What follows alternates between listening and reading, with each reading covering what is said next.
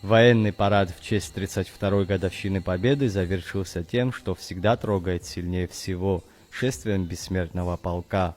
Под дождем, плечом к плечу, по улицам Сухума прошли сотни людей – школьники, студенты, учителя и семьи героев.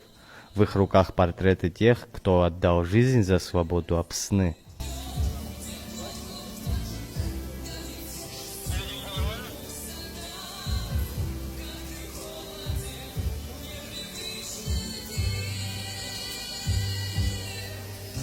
Впервые эта акция прошла в 2013 году к 20-летию Победы по инициативе Ассоциации женщин-инвалидов войны и Государственного музея боевой славы. С тех пор бессмертный полк стал символом памяти и благодарности. В этом году, несмотря на ненастье, в колонне шли больше 1000 человек. Сегодня седьмая акция стартует. Участвуют в этой акции около 1200-1300 человек. Конечно же, в такую погоду, плохую погоду, дождливую, очень было сложно организовать, но общими усилиями мы справились. Все, кого вы здесь видите, все они приняли активное участие в организации этой акции. Для участников это не просто фотографии. За каждым портретом судьба, боль и гордость семьи. Особенно много в колонне молодежи. Их знание о героях часто складывается из рассказов старших, но выйдя сегодня на улицы с этими портретами, они сами становятся хранителями памяти. А что ты знаешь про дядю? Кто тебе рассказывал про него? Моя бабушка. И учителя. Это мой дядя.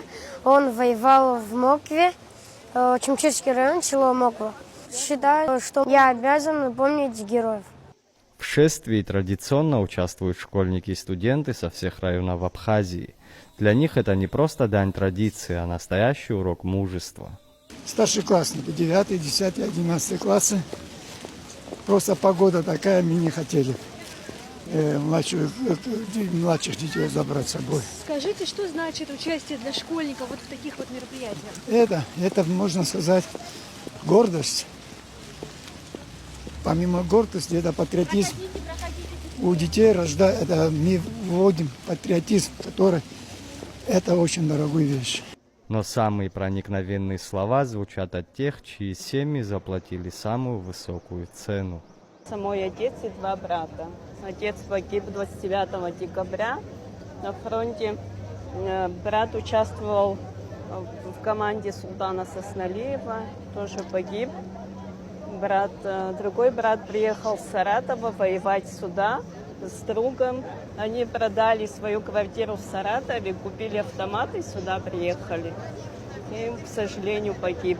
Мы каждый год участвуем в этой акции, потому что это наш долг не забывать наших героев. На акцию приходят целыми семьями. Маленький Сандрик с гордостью несет портрет своего деда, героя Абхазии Беслана Джелия.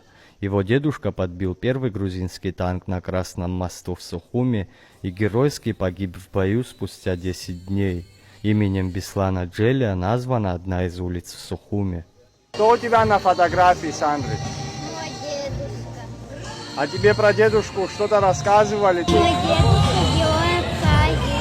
Победил первый танк. Я ему очень горжусь. Отечественная война народа Абхазии длилась 413 дней и унесла около 3000 жизней, затронув почти каждую семью. Сегодня бессмертный полк напоминает, пока мы храним память, наши герои рядом с нами. Заур Кварча, Мариана Котова, Владимир Капуза, Абаза ТВ.